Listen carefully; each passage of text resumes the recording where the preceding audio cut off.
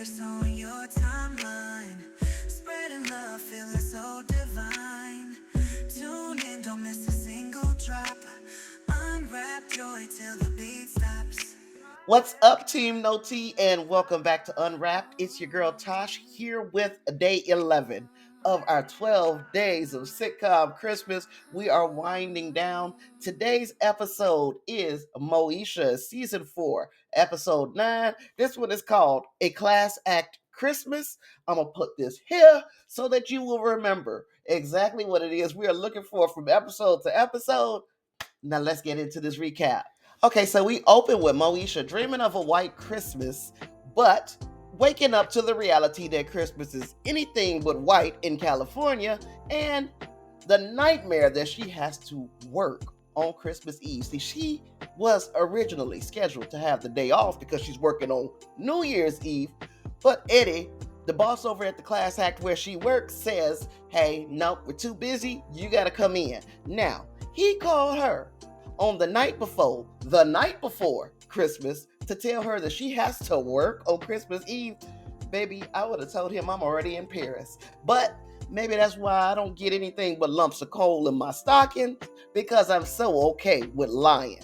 Now, Hakeem and Moesha both work at the class act. So Hakeem was coming over to Mitchell House to pick Moesha up for work, and they can go in together. But he did not come empty-handed. He came bearing gifts. He passed out gifts to everybody in the family, then passed out little slips of paper to everybody with little hints on what they could get him for Christmas.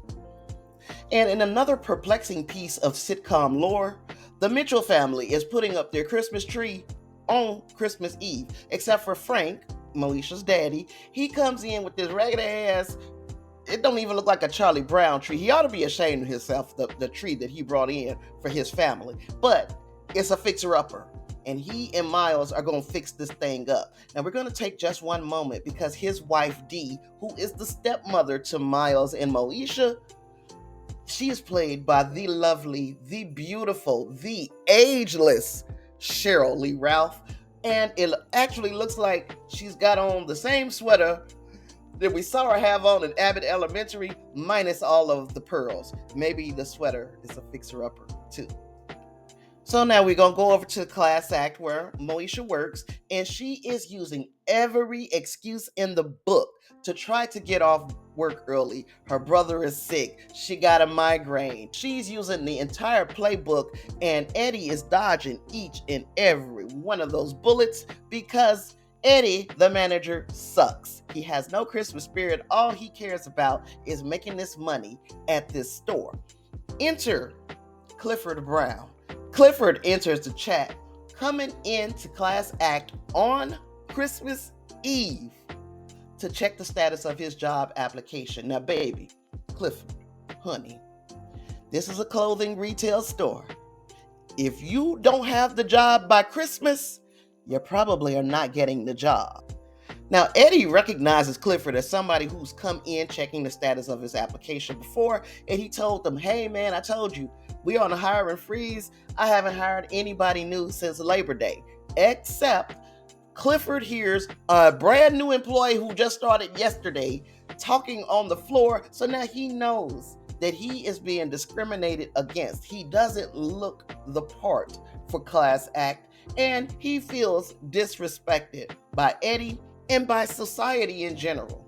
Hey, look, here's a Santa Claus. I wonder if he could be our black Santa. And BT Dubs, look at that brand new toy that he's getting out of this package. He might be taking that in from one of the naughty or nice children inside a class act. What do we think? It turns out we do get our black Santa here, and he happens to be Clifford Brown. But Clifford Brown is walking in with this prop gun that we saw him with that looks so real. And for the second time in our 12 days of sitcom Christmas, Santa is holding hostages. It starts off that he's holding the customers and the employees hostage, and then he realizes this situation can get away from him. So he releases all of the customers. He only keeps the employees. So that is Eddie, Hakeem, Moesha, and the new guy whose name slips me. Furthermore, he is demanding media coverage And he's saying that if his demands are not met, he is going to kill one employee per hour, starting with the youngest, who happens to be Moesha. Now, you and I both know that that's a prop gun, but the people in the store don't know that. So they are extremely concerned about their own well being. They do get a hold of the media, and we start to learn Clifford Brown's real motives behind why he is holding this set of people hostages. Besides the fact that he's been overlooked for this job, we're going to find out what's going on in the mind of Clifford Brown that would make him become this desperate. Let's go back to the Mitchell house where Miles and Frank are trying to resurrect this tree.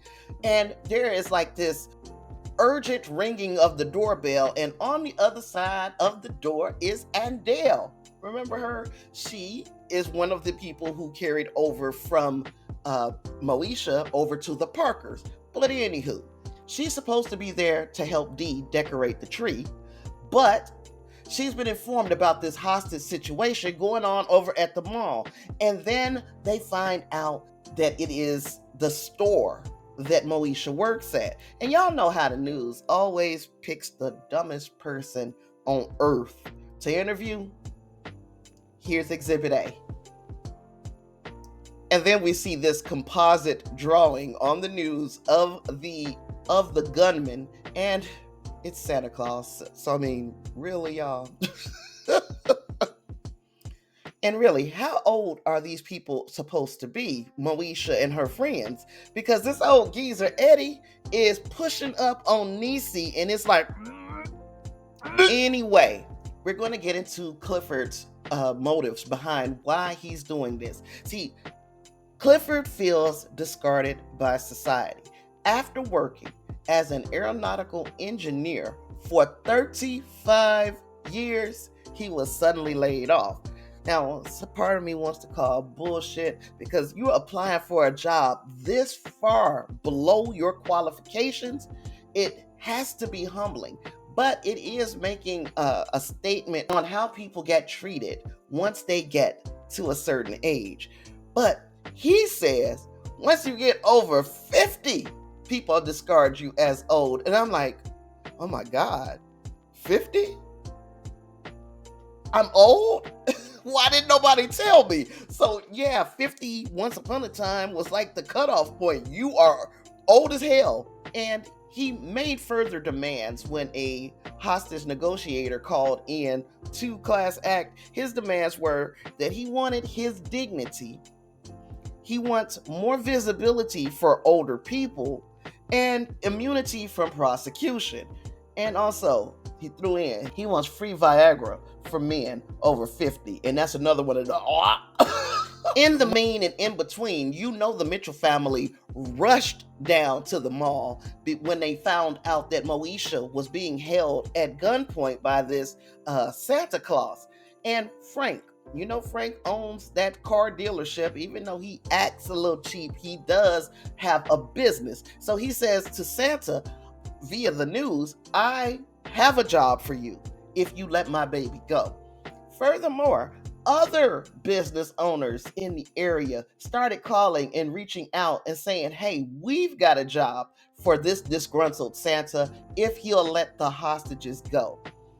He knew, however, and by he, I mean Clifford, he knows that if he lets the hostages go, it's over for him.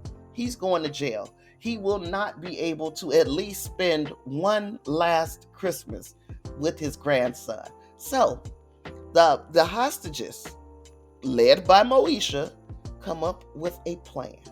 And the plan is to put Eddie's ignorant ass in that Santa Claus suit so that he's the person who is arrested. That makes an opportunity for Clifford, who is dressed as the manager, to escape so he can spend Christmas with his family, which he did.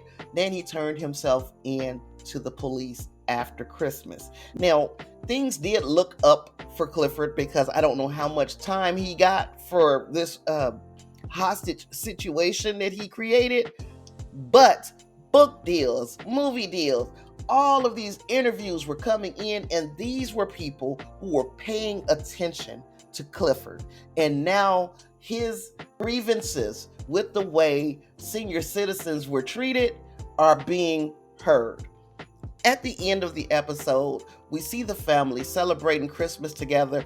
Nope, it ain't perfect because Moesha wasn't able to do her last minute Christmas shopping to get her family gifts, but the biggest gift of all, as we have seen time and time again through our 12 days of sitcom Christmas, the biggest gift is for the entire family to be together and spending it together. As far as the elves on shelves in this episode, the obvious thing is we did get our Black Santa. We got a surprise guest because Niecy showed up in the store after all of the customers were let out, and we only thought we had employees in the store. Niecy comes out the bathroom. She done blew that bathroom up. And that's when she learns that they're being held hostage by this Santa Claus. We didn't get the Trinity. I don't think we saw a black angel. And the fashion, as per usual, is our late 90s fashion. And late 90s going into the 2000s, you see, again, winter weather gear. So we got our sweaters. The ladies are wearing their plaid pants, their leather jackets. This was the style of the day, and I keep telling y'all, I resonate with this. I relate to everything these young people were wearing because I was young at that time. So you tell me, did you watch Moesha Season 4, Episode 9, called Class Act? If you did, drop a comment down below and tell me what you thought of this episode. And while you're there, hit the like button, subscribe, turn on your notifications so you will not miss the final day of our 12 days of sitcom Christmas. And I look forward to meeting you right back here at the intersection between pop culture and common sense tomorrow. See you later. Peace. Tasha Pierce on your timeline, spreading love, feeling so divine. Tune in, don't miss a single drop. Unwrap joy till the